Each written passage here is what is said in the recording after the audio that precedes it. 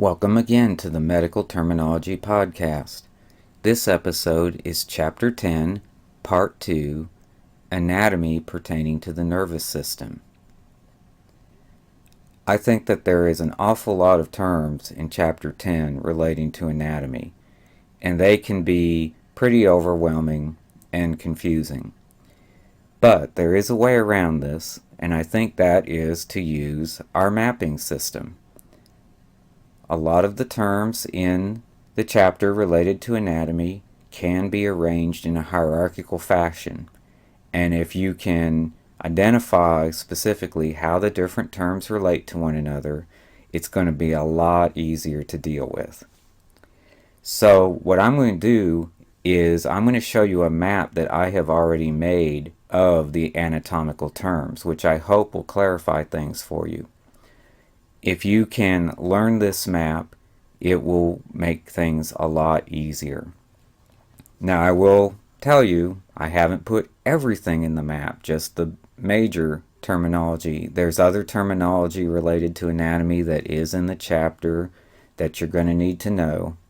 And also, you're going to need to know diagrams. And there's no way to put the pictures here in the map. So that's something to watch out for. If you study this alone, that won't be enough, but this will certainly ease the burden.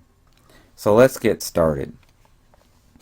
In the map here, I have the nervous system, and the nervous system can be divided into two major parts.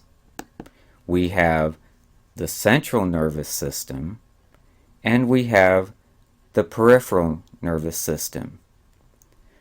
Now here in the middle, I've added an accessory structure, and this is called the myelin sheath. Now the myelin sheath is a collection of glial cells, and if you remember from your study, glial cells are like nerve glue, and the myelin sheath protects or covers the nerves of the brain and the spinal cord, which is part of the central nervous system, and it also covers some of the peripheral nerves as well.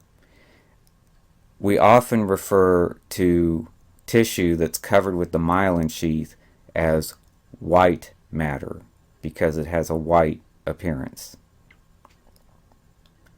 Now, looking over at the central nervous system, it is composed of two major parts: the brain and the spinal cord. The brain has many subparts, and there are diagrams of the brain in the chapter, and all the parts of the brain really would not fit too well in the map, so I've left that out, and that's something you're going to have to study.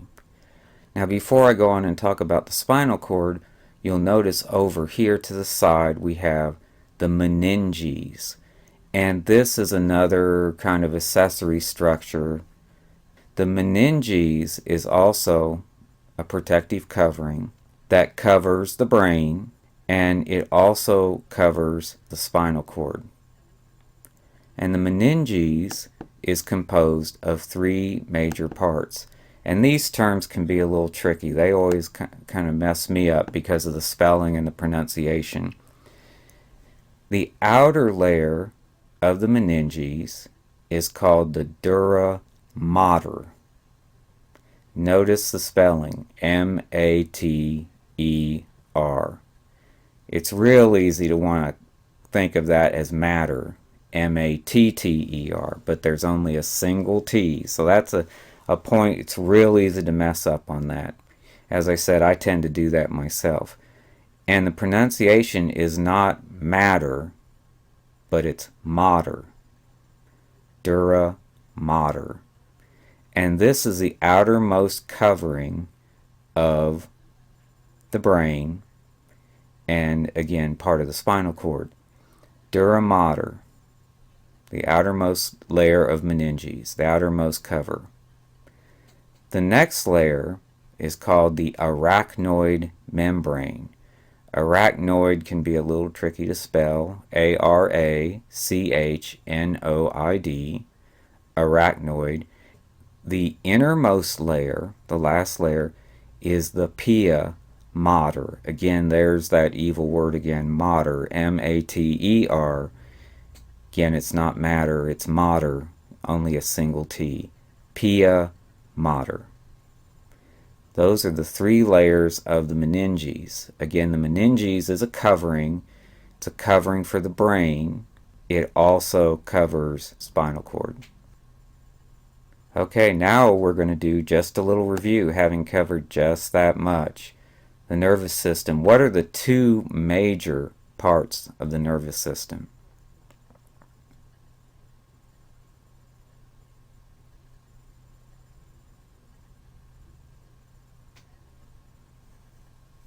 Well, we have the central nervous system and the peripheral nervous system. And as accessory structure that I have here, because it relates to both of these, we have the myelin sheath. And what is the myelin sheath?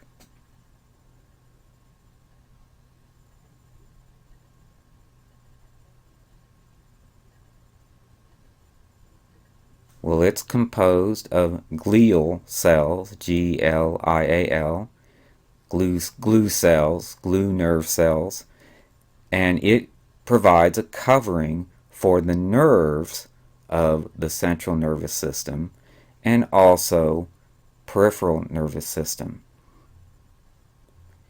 Okay, now the central nervous system.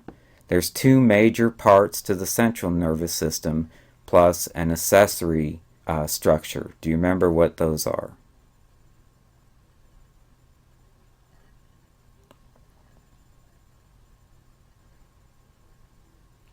Well, it's the brain and spinal cord, and the accessory structure is the meninges.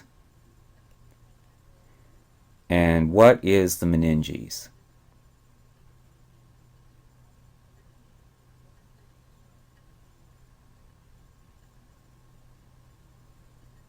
Well, the meninges is a protective covering for the brain and spinal cord. And one point to look at so you don't get confused, but the difference between the meninges and the myelin sheath. The myelin sheath covers nerves. Think of it as insulation on wires. The meninges is more global. It covers the entire brain, the surface of the brain, as well as surface of the spinal cord.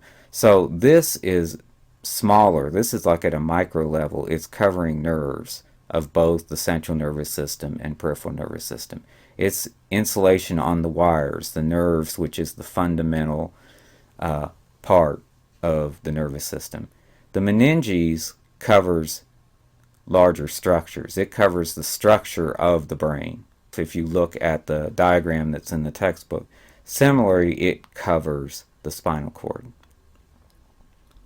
And to quiz you a little further, what are the three layers of the meninges?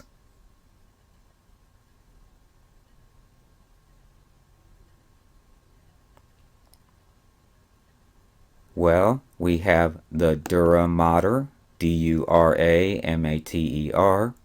We have the arachnoid membrane, arachnoid relating to spider, A-R-A-C-H-N-O-I-D. And then we have the pia mater, P-I-A-M-A-T-E-R. And again, the brain has numerous components. Those are diagrammed in the textbook, and I'll have you study those. And then it sends impulses and information back and forth to the spinal cord. From the spinal cord, it has nerves that fan out to the whole rest of the body. And those nerves are labeled or defined according to what they do. We have, first of all, the descending tract, and this carries nerve signals from the spinal cord down to the body. Descending goes down. We also have nerves that are part of the ascending tract. Ascending means to go up, and it carries messages and impulses back up to the spinal cord. And that, again, is something to remember. We have messages going back and forth constantly. messages are going from the body back to the spinal cord to the brain, and then the brain is sending messages back down. And this back and forth arrow here indicates that, the back and forth action of impulses. Now here the arrows indicate that the descending tract carries impulses down, the ascending tract carries impulses back up.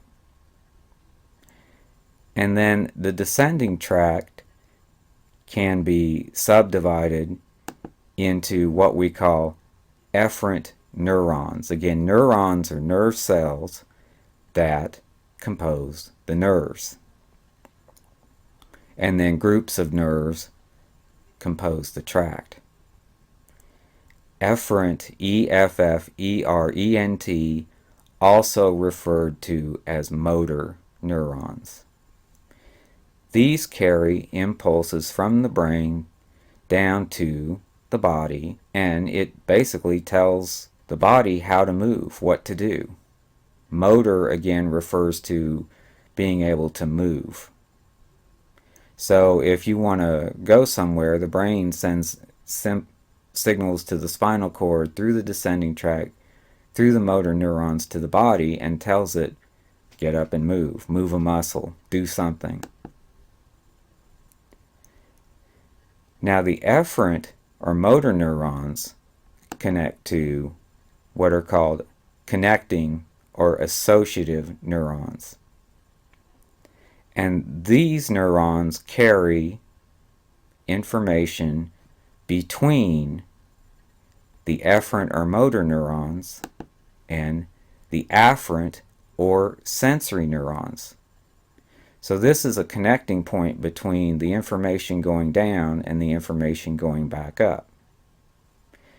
Again, information's constantly going down. The brain is telling the body what to do, but the brain is also receiving information from the body. And the point at which this information can exchange is the connecting or associative neurons. The afferent neurons or sensory neurons pick up information from the body, from the senses, and carry it back up the ascending tract through the spinal cord to the brain. Now these terms right in here are tricky. They're kind of easy to confuse, and they give you the mnemonics in the book. They refer to ACE, afferent, connecting, and efferent. And they also give you the mnemonic of SAM, sensory, associative, motor. And again, both terms are correct. We can refer to these as afferent, connecting, or efferent, or we can refer to them as sensory, associative, motor. An area where I think it can really get confusing is what is the difference between afferent and efferent. It's really easy to get those confused. Something that helps me is I remember this notion that the afferent neurons are part of the ascending tract, AA, and that means going up. It helps me to get the names right if I remember what they do. Efferent or motor goes down, carries messages down. Afferent ascends, it sends information up. And again, the senses, things like touch, sight, smell, carries information to the brain. The brain tells the motor muscles what to do, get up and move around. Okay, so I hope that helps to clarify this, the differences between afferent, efferent, and connecting, and what they do. Let's review just a little bit. I'm going to quiz you. The spinal cord has two subparts. And what are the two subparts? They're types of groups of nerve structures.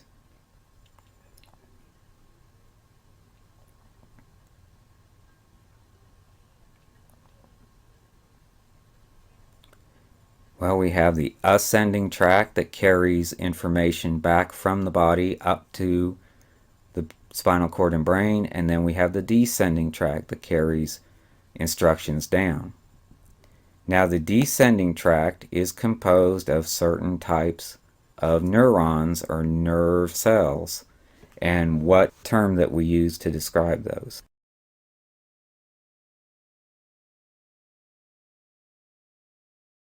Well, that is the efferent neurons, also referred to as the motor neurons. Again, the brain tells the muscles what to do, how to motor along. And efferent is downward. Then we have another type of neuron that these connect to. It provides a way of connecting the outgoing messages and the ingoing messages. And what do we call that type of neuron?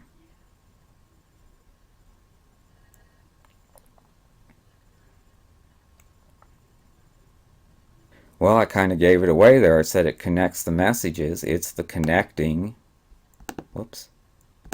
it's the connecting neurons, also referred to as the associative neurons, because it associates or relates these two things together. And finally, what kind of neurons carry the messages back up through the ascending tract?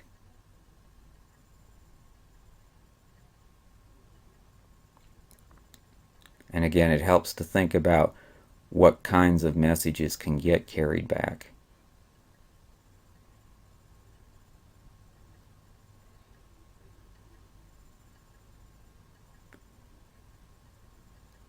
Well, that's the afferent, ascending, or sensory. The senses carry information back to the brain. Again, as opposed to the brain telling the body, the motor neurons, what to do. Motor structures, things like the muscles. Okay, well, that covers the central nervous system, major structures there. Now over here we have the peripheral nervous system. And the peripheral nervous system is composed of 12 cranial nerves and 31 spinal nerves. And these are diagrammed in the book.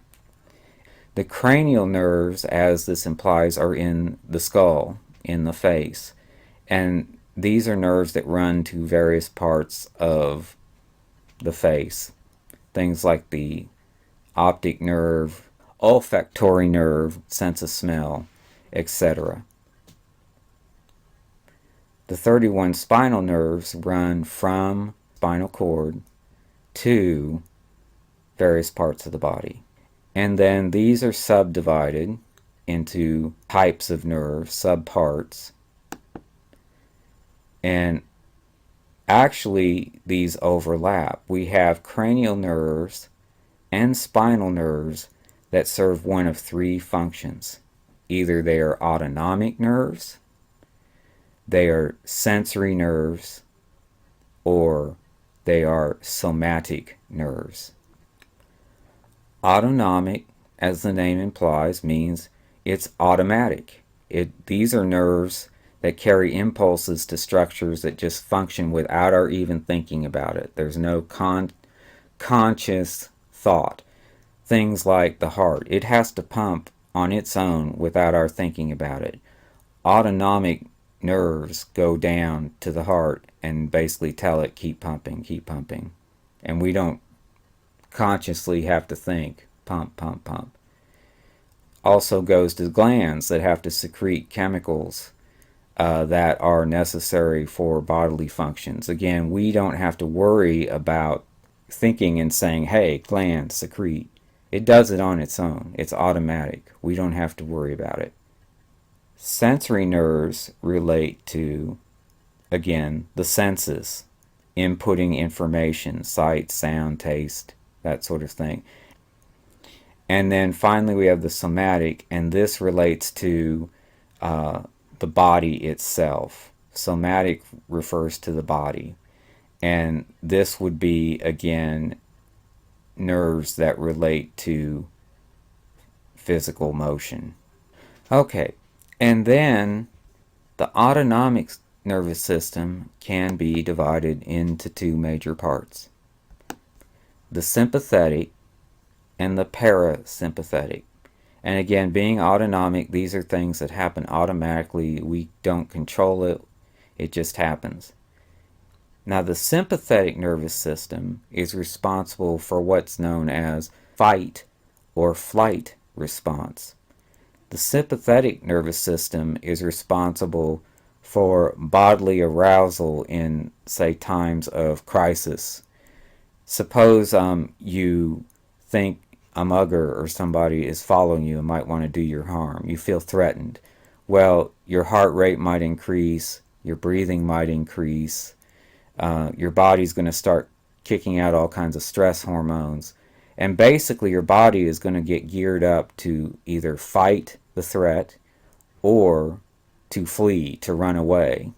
This fight or flight response is autonomic. It just happens when we're threatened. The body kicks into high gear. The parasympathetic is the opposite. It's the cool down, chill out system. After the high state of arousal when there's a threat, after the threat is over, the body's got to cool down. The heart rate's got to slow down. Stress hormones have to quit kicking out. Breathing slows down. The body just can't be going at a high rate all the time. So the parasympathetic will chill out the body after the stress has passed. And again, these can be a little tricky to remember. Sympathetic is what fires the body up. It's the fight or flight. Parasympathetic, or you might think of it as the anti-sympathetic, it slows the body down.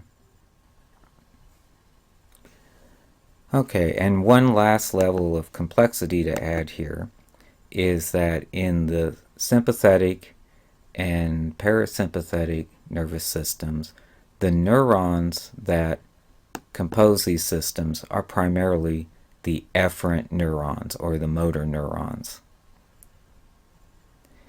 And this is a point to make, is that neurons are nerve cells and they are throughout the entire nervous system, but they can function in different subsystems. For example, over in the central nervous system, again, in the spinal cord, afferent neurons are in the ascending tract within the spinal cord. Efferent neurons are in the descending tract within the spinal cord. Over here in the peripheral nervous system, which fans out from the spinal cord, again, the efferent neurons here, motor neurons, are functioning as part of the sympathetic or parasympathetic nervous system. Similarly, in the sensory nervous system, what type of neuron would you expect to be functioning in that system?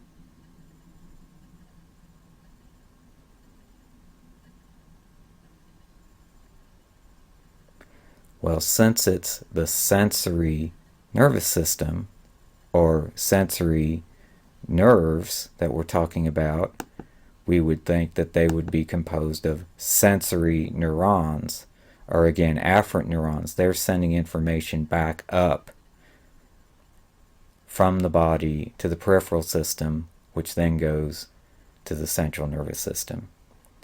And then if we look at the somatic nerves or somatic nervous system, what type of neurons would you expect to be there?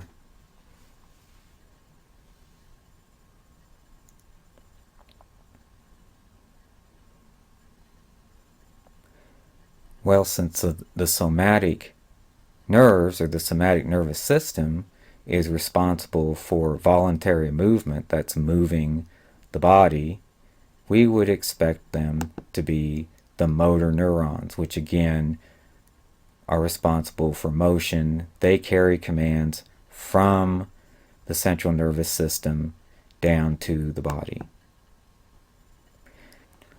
Okay, now we'll review. Again, we had the central nervous system, brain and spinal cord. The peripheral nervous system, what is it composed of?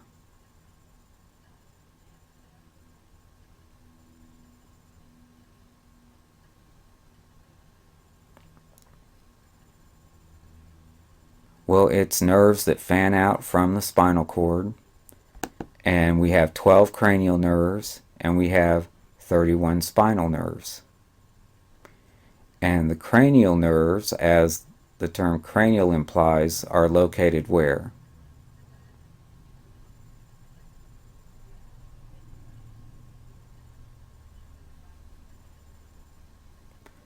Well, they're located in the skull and in the face area. They're responsible for things like hearing, sight, smell, sensation in the face, that sort of thing. The spinal nerves fan out from the spinal cord to the rest of the body. And then these nerves can be divided into three types. What are the three types of cranial nerves or spinal nerves? Or what systems do they serve? That's another way of looking at it. Purposes do they serve?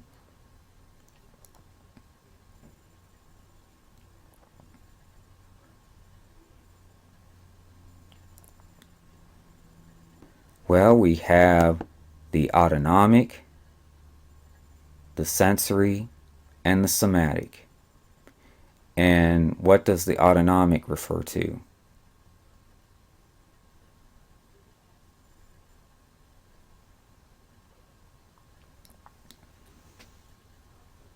Well, another way to say this is automatic. These are things that we don't control, like the heart beating, glands putting out chemicals, that sort of thing. Things that we don't worry about that just happen.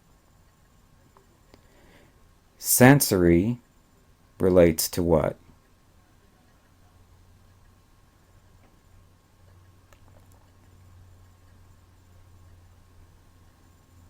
Well, as the name would imply, it's the senses. It's what's responsible for getting feedback from the external environment. And finally, what does the somatic relate to?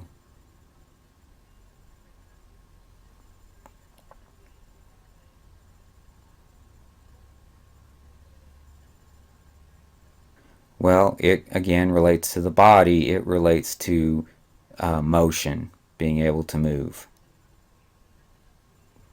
Okay, and then the autonomic nervous system divides into two parts. What are those two parts?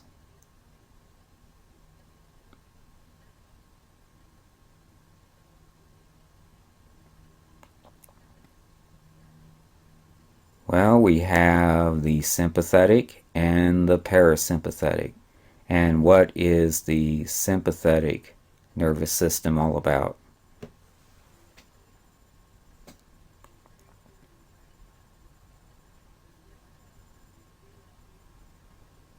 Well, it's about the fight or flight response. It's what causes the body to become aroused in times of crisis. Again, speeding up the heart rate, speeding up the breathing, causing all of the stress hormones to kick out. Whatever we need in order to fight a threat or to get away from it. And then what is the parasympathetic system?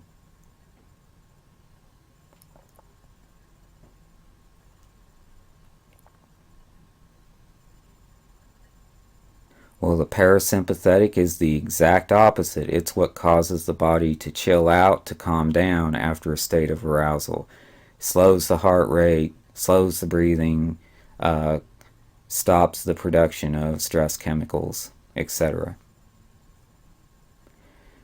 Okay, you'll see here we have quite a few terms here. If you just took all these randomly, it would be very hard to learn them, but organized in a map, I hope it's a lot easier.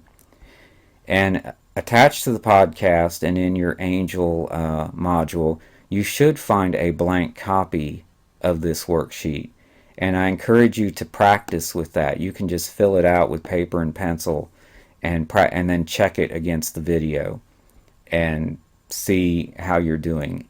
When you're doing a test or when you're quizzing yourself, you want to kind of mentally visualize these two major parts, central nervous system and peripheral nervous system, and then their subparts. If you can visualize this in your mind and see where each thing fits, it will make it a lot easier to learn it and understand it if you understand how all the pieces fit together. So good luck in your studying on this, and next time we're going to start looking at some of the pathologies. This ends this episode of the Medical Terminology Podcast.